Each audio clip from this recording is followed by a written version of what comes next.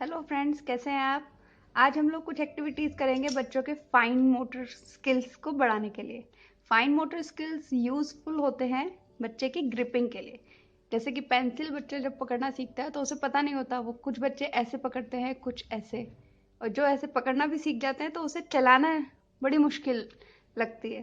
तो आज हम कुछ एक्टिविटीज़ करेंगे जिससे बच्चा आराम से पेंसिल को पकड़े और बहुत अच्छे से उसको चला सके। सबसे पहली एक्टिविटी मैं लेकर आई हूँ कुछ क्लिप्स। ये कपड़े सुखाने की क्लिप्स होती हैं। सबसे पहले हम बच्चे को देंगे कुछ इजी टू यूज़ हल्की क्लिप्स और उससे इस तरह से पुश करवाएंगे।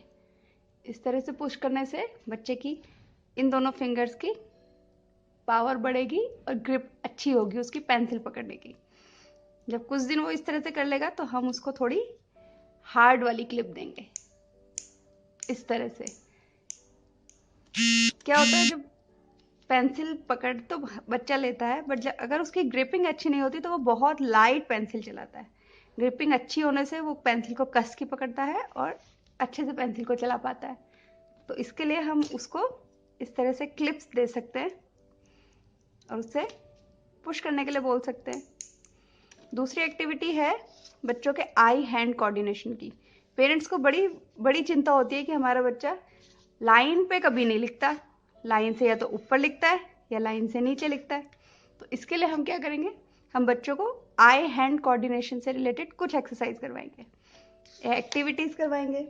एक्टिविटीज, पहली एक्टिविटी मैं लाई हूँ आइसक्रीम स्टिक्स के साथ। हम बच्चे को बोलेंगे आइसक्रीम स्टिक्स का पिरामिड बनाने के लिए। इसमें एक आइसक्रीम स्टिक के ऊपर दूसरी आइसक्रीम स्टिक रखनी है। इससे बच्चे को बहुत ध्यान से रखना पड़ेगा, नहीं तो अगर ये थोड़ा सा भी इधर उधर हुआ तो ये गिर जाएगी। तो इससे बच्चे का आई हैंड कोऑर्डिनेशन बढ़ेगा। इस तरह से पिरामिड बनाने के लिए उसका आई हैंड कोऑर्डिनेशन बहुत अच्छा होना चाहिए। दूसरी एक्टिविटी में लाई हूँ, ये है बटन्स के साथ सॉरी। एक स्ट्रेट लाइन दीजिए बच्चे को बना के, कुछ बड़े बटन दीजिए। सबसे पहले हम स्टार्ट करेंगे बड़े बटन्स के साथ और उसे बोलेंगे स्ट्रेट लाइन पे बटन्स को प्लेस करने के लिए। अगर बच्चे का आई हैंड कोऑर्डिनेशन अच्छा होगा वो तभी इसे एक स्ट्रेट लाइन पे प्लेस कर पाएगा, नहीं तो कुछ ऊपर कुछ नीचे, कुछ ऊपर कुछ नीचे, जैसा कि कॉपीज में होता है बच्चों की, कुछ अल्फ़ाबेट्स ऊपर होते हैं कुछ नीचे होते हैं। तो आराम से धीरे धीरे अगर बच्चा इसको बनाएगा तो धीरे धीरे उसका आई हैंड कोऑर्डिनेशन अच्छा होता जाएगा। पहले हम स्ट्रेट लाइन यूज़ करेंगे और बड़े बटन्स यूज़ करेंगे। धीरे धीरे जब बच्चे को ये आ जाएगा तब हम लाइंस को कर्व दे देंगे और बटन का साइज भी छोटा करते जाएंगे। अब देखिए, जैसे जैसे बच्चे का आई हैंड कोऑर्डिनेशन अच्छा होता जाएगा उसे इसे प्लेस करने में कोई प्रॉब्लम नहीं होगी। धीरे धीरे करके जिग जैग पे बटन्स लगाएगा इस तरह से।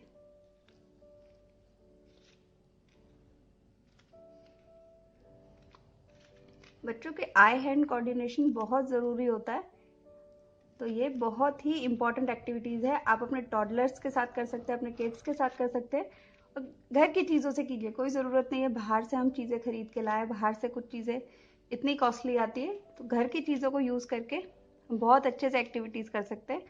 ये सब चीज़ें एक्टिविटीज़ के थ्रू बच्चा बहुत आसानी से कर लेगा। अगर हम बोलेंगे उसे पढ़ाई करने बैठो तो बिल्कुल नहीं करेगा। चलिए, इस तरह से उससे करवाएंगे। तीसरी एक्टिविटी जो मैं लाई हूँ वो है हमारी बिंदी। बिंदी को प्लेस करने के लिए बच्चे को इसमें मैं क्या करूँगी, मैं बच्चे को एक बैलून बना के दूंगी और सम डॉट्स। अब हम बच्चे को एक बिंदी देंगे। पहले हम बड़ी बिंदी यूज़ करेंगे, जैसे जैसे मुझे लगेगा कि अच्छा कर रहा है बच्चा तब मैं छोटी बिंदी पे आऊँगी, साइज छोटा करते जाएंगे। तो अब एक बिंदी लीजिए और डॉट के ऊपर लगाइए, फिर दूसरी डॉट के ऊपर। इस तरह से बच्चे को बिंदी पकड़ने की और डॉट को ध्यान रखने की ज़रूरत पड़ेगी, जिससे उसको बहुत हेल्प मिलेगी। इस तरह से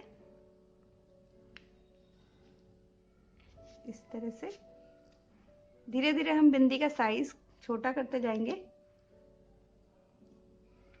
ताकि ये बच्चे के लिए थोड़ा थोड़ा टफ होता है।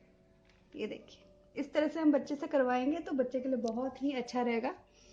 अब दूसरा, इस तरह से भी हम कर सकते हैं। एक काइट बना दीजिए, कोई सी भी शेप बना दीजिए और उसमें कुछ डॉट्स बना दीजिए।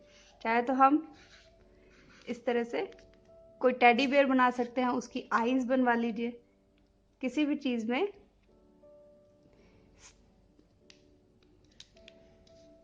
बनवा सकते हैं, जैसे ये मैंने बनाई मेरी काइट की आईज। कुछ डॉट्स बना दीजिए, ये काइट्स का डिजाइन हो जाएगा। इससे बच्चे को बहुत हेल्प मिलेगी।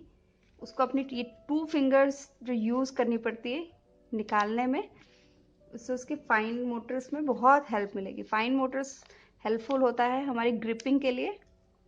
हमें पेंसिल अच्छे से पकड़ पाएगा बच्चा और अच्छे से लिख पाएगा। आई हैंड कोऑर्डिनेशन बहुत यूजफुल होता है। जैसे बच्चा ऊपर नीचे लिख देता है लाइन के, टीचर्स कंप्लेंट करती हैं, तो हम ये एक्टिविटीज उनके साथ करेंगे तो उसको कंसंट्रेशन करने में बहुत हेल्प मिलेगी।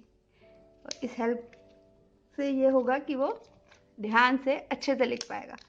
इस तरह की एक्टिविटीज घर की चीज़ों से कीजिए। ये लीजिए, तो इस तरह की एक्टिविटीज़ करते रहिए बच्चों के साथ। और अगर आपको मेरे वीडियो अच्छा लगा हो तो लाइक कीजिए, शेयर कीजिए और मेरे चैनल को सब्सक्राइब कीजिए। Thank you.